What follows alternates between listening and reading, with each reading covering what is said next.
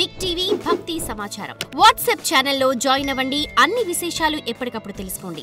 అందరికీ నమస్కారం, welcome to big TV. ముందుగా ప్రేక్షకులందరికీ దత్త జయంతి శుభాకాంక్షలు. దత్త జయంతి ఏ విధంగా చేసుకోవాలి, దేవుణ్ణి ఏ విధంగా పూజించాలి, ఇలా అనేక ప్రశ్నలకి సంబంధించి సమాధానం చెప్పడానికి ఇప్పుడు మనతో పాటు ఆధ్యాత్మిక గురువులు సుభాష్ శర్మ గురుగారు మనతో పాటు ఉన్నారు. వారితో మాట్లాడదాం. నమస్కారం గురుగారు. శ్రీమాత్రే నమః. గురుగారు, దత్త జయంతి చాలా మంది కూడా దత్త జయంతి రోజు దేవుణ్ణి అనేక విధాలుగా పూజిస్తూ ఉంటారు. అసలు దత్త జయంతి ఎందుకు జరుపుకుంటాము, దాని విశిష్టత ఏంటండి? తప్పకుండా తెలియజేస్తాము. ముందుగా వీక్షిస్తున్నటువంటి ప్రేక్షకులందరికీ శ్రీమాత్రే నమః, శ్రీ గురుభ్యో నమః. గురు బ్రహ్మ గురు విష్ణు గురుదేవో మహేశ్వర, గురు సాక్షాత్ పరబ్రహ్మ తస్మై శ్రీ గురవే నమః. గురువే సర్వలోకానాం నిదయే భవరోగీనాం విశదే సర్వవిద్యానాం హయగ్రీవముపాస్మహే. అయితే ఇక్కడ ఈ యొక్క కాలంలో గురువు యొక్క అనుగ్రహం అనేటటువంటిది ప్రతి మనిషి జీవితంలో చాలా ముఖ్యమైనటువంటి భాగము. గురువు లేనటువంటి విద్య గుడ్డి విద్య అని ఎలాగైతే అంటారో, గురువు యొక్క ఆచారాన్ని, వ్యవహారాదిని, గురువుని పూజించడము, గురువుని అభినందించడము, గురువుని ఆరాధించడము ఈ కలియుగంలో చాలా ముఖ్యమైనటువంటి విధానాలు. అయితే ఈ మార్గశిర మాసంలో వచ్చేటటువంటి దత్తాత్రేయ జయంతికి కూడా చాలా ప్రాముఖ్యత ఉంది.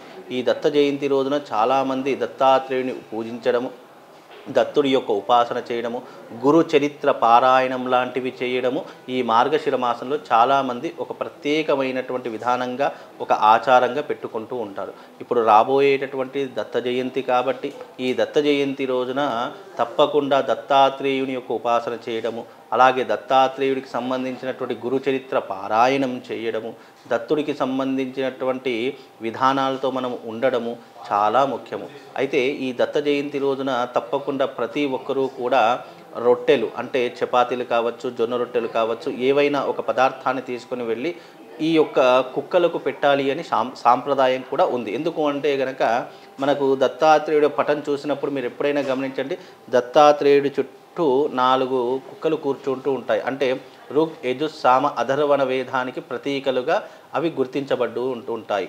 అయితే ఆ యొక్క కుక్కలకు ఈ రోజున ఎవరైతే రొట్టెలు పెడతారో వాళ్ళకు తప్పకుండా దత్తాత్రేయుడి యొక్క అనుగ్రహం కలుగుతుంది అని శాస్త్ర ప్రతీక. అలాగే ఆ రోజున తప్పకుండా దత్తాత్రేయుడి యొక్క క్షేత్రానికి వెళ్ళడము, లేదా దత్తుడి యొక్క ఆలయానికి వెళ్ళడము చాలా ప్రాముఖ్యతగా చెప్పడం జరిగింది.